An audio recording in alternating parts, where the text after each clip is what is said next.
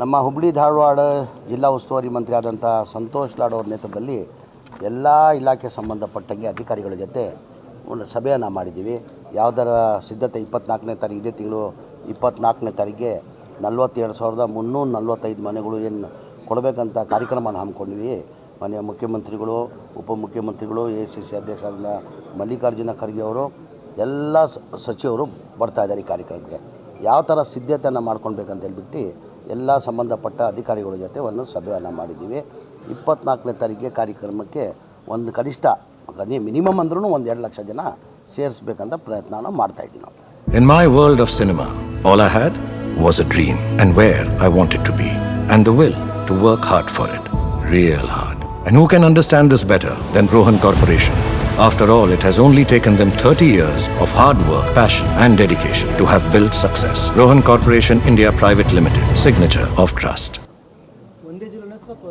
ಇಲ್ಲ, ಈಗ 5 ಜಿಲ್ಲೆಗೆ ನಾವು ಕಾನ್ಸೆಂಟ್ ಮಾಡ್ತಾಯಿದ್ವಿ. ಬೇರೆ ದೂರದ ಈಗ ಏನು ಮಾಡಿದ್ದೀವಿ, 42,345 ಮನೆಯಲ್ಲಿ ಹುಬ್ಳಿದಲ್ಲಿ ಪ್ರಸಾದ್ ಅಬ್ಬಾಯ ಕ್ಷೇತ್ರದಲ್ಲೇ 1,800 ಮನೆಯಲ್ಲಿ 1,008 ಮನೆ ರೆಡಿಯಾಗಿದೆ.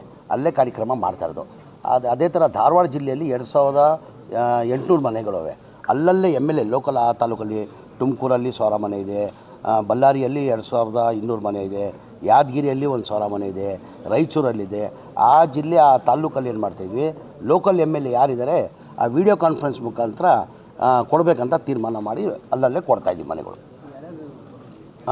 ಮನೆ ACC ಅಧ್ಯಕ್ಷರಾದಂಥ ಮಲ್ಲಿಕಾರ್ಜುನ ಖರ್ಗೆ ಸಾಹೇಬರು ಬರ್ತಾವ್ರೆ, ಮುಖ್ಯಮಂತ್ರಿಗಳು ಸಿದ್ದರಾಮಯ್ಯ ಅವರು ಬರ್ತಾವ್ರೆ, ಉಪಮುಖ್ಯಮಂತ್ರಿಗಳು DK ಶಿವಕುಮಾರು, ಎಲ್ಲ ಸಚಿವರು, ಆಲ್ಮೋಸ್ಟ್ ಎಲ್ಲ ಸಚಿವರು ಈ ಕಾರ್ಯಕ್ರಮ ಬರ್ತಾರೆ. ಏನಕ್ಕೆ ಸರ್ಕಾರಿ ಕಾರ್ಯಕ್ರಮ ಇದು.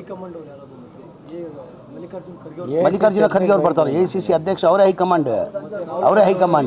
ಇಲ್ಲ, ರಾಹುಲ್ ಗಾಂಧಿ ಅವ್ರು ಬರಬೇಕಾಗಿತ್ತು, ಯಾವುದು ಬೇರೆ ಕಾರ್ಯಕ್ರಮ ಹಮ್ಮಿಕೊಂಡಿದ್ದ ಕಾರಣಕ್ಕೆ ಅವ್ರು ಬರೋಕ್ಕೆ ಸಾಧ್ಯ ಆಗ್ತಾಯಿಲ್ಲ. ಅವ್ರು ಬರ್ತಾ ಇಲ್ಲ. ಅಂದರೆ ಈಗ ಟೋಟಲ್ 1,80,253 ಮನೆಗಳು ಹಿಂದಿನ ಸರ್ಕಾರದಲ್ಲಿ ಸಿದ್ದರಾಮಯ್ಯ ಮುಖ್ಯಮಂತ್ರಿ ಇರುವಾಗ ಮನೆಗಳು ಸ್ಯಾಂಕ್ಷನ್ ಆಗಿದ್ದು 15, 16, 17, 18 ಸ್ಯಾಂಕ್ಷನ್ ಆಗಿದ್ದು. ಅದಾದಮೇಲೆ ಸಮ್ಮಿಶ್ರ ಸರ್ಕಾರ ಬಂತು, ಅದಾದಮೇಲೆ BJP ಸರ್ಕಾರ ಬಂತು. ಒಂದು ಮನೆಯೂ ಸ್ಯಾಂಕ್ಷನ್ ಮಾಡಿಲ್ಲ, ಒಂದು ಮನೆಯೂ ಕೊಡೋಕ್ಕೆ ಸಾಧ್ಯ ಆಗಿಲ್ಲ. ಕಾರಣ ಅಂದರೆ ಒಂದು ಮನೆ ಕಟ್ಟಬೇಕಾದ್ರೆ 7.5 ಲಕ್ಷ ಆಗ್ತದೆ. ಕೇಂದ್ರ ಸರ್ಕಾರದಿಂದ ಪ್ರಧಾನಮಂತ್ರಿ ಆವಾಸ್ ಯೋಜನೆ ಅಂತ ಹೇಳ್ಬಿಟ್ಟು 1.5 ಲಕ್ಷ ಸಬ್ಸಿಡಿ ಕೊಡ್ತಾರೆ. ರಾಜ್ಯ ಸರ್ಕಾರದಿಂದ ಜನರಲ್ಗೆ 1,20,000 ಕೊಡ್ತೀವಿ, SC ST ಇದ್ದರೆ 2 ಲಕ್ಷ ಕೊಡ್ತೀವಿ.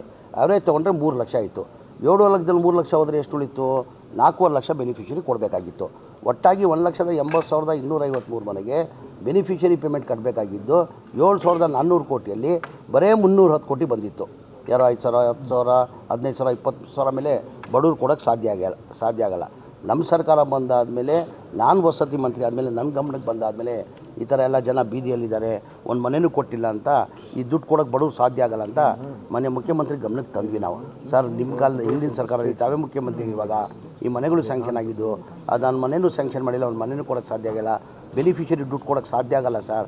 4 ಲಕ್ಷ ನಾವೇ ಸರ್ಕಾರ ವತಿಯಿಂದ ಕಟ್ಕೊಡ್ಬೇಕಾಗ್ತದೆ ಅಂತ ಮಾನ್ಯ ಮುಖ್ಯಮಂತ್ರಿಗೆ ಗಮನಕ್ಕೆ ತಂದೆ. ಅವ್ರು ರಿವ್ಯೂ ಮೀಟಿಂಗ್ ಮಾಡಿಬಿಟ್ಟು ಬಡವ್ರ ಬಗ್ಗೆ ಕಾಳಜಿ ಇದ್ದಿದ್ದ ಕಾರಣಕ್ಕೆ, ಏನಕ್ಕಂದರೆ BJP ಅವರು ಕೊಡ್ಬೋದಾಗಿತ್ತು ಮನೆಗಳು, ಜನತಾದಳ ಅವರು ಕೊಡಬೇಕಾಗಿತ್ತು. ಆವಾಗ ಯಾವ ಗ್ಯಾರಂಟಿನೂ ಇರಲಿಲ್ಲ. ಅವ್ರಿಗೆ ಗ್ಯಾರಂಟಿ ಇತ್ತಾ? ನಮಗೆ 55,000 to 60,000 ಕೋಟಿ ಗ್ಯಾರಂಟಿದಲ್ಲೂ 7,500 ಕೋಟಿ ಮಾನ್ಯ ಮುಖ್ಯಮಂತ್ರಿಗಳು ಬಡವ್ರ ಬಗ್ಗೆ ಕಾಳಜಿ ಇಟ್ಕೊಂಡು ನಾನು ಕೊಡ್ತೀನಿ ಅಂತ ಹೇಳ್ಬಿಟ್ಟು ಕ್ಯಾಬಿನೆಟ್ ತಂದು ಅಪ್ರೂವ್ ಮಾಡಿದ್ದಕ್ಕೆ ಹೋದ ವರ್ಷದಲ್ಲಿ 2024 ಮೇದಲ್ಲಿ 36,789 ಮನೆ ಕೊಟ್ವಿ. 2ನೇ ಹಂತ ಇದು. 42,345 ಮನೆಗಳು 2ನೇ ಹಂತದಲ್ಲಿ ಕೊಡ್ತಾಯಿದ್ವಿ. ಇನ್ನು 3ನೇ ಹಂತದ ಮನೆ ಇನ್ನೂ ಒಂದು 2-3 ತಿಂಗಳಲ್ಲಿ ಇನ್ನೂ 30,000 ಮನೆ ಬಾಕಿ ಇದೆ. 1,18,000 ಮನೆ ಕಂಪ್ಲೀಟ್ ಮಾಡಿದ್ದೀವಿ ನಾವು. ಇನ್ನೊಂದು 3ನೇ ಹಂತದಲ್ಲಿ ಇನ್ನೂ 30,000 ಚಿಲ್ಲರೆ ಮನೆಗಳು ಕೊಡ್ತೀವಿ.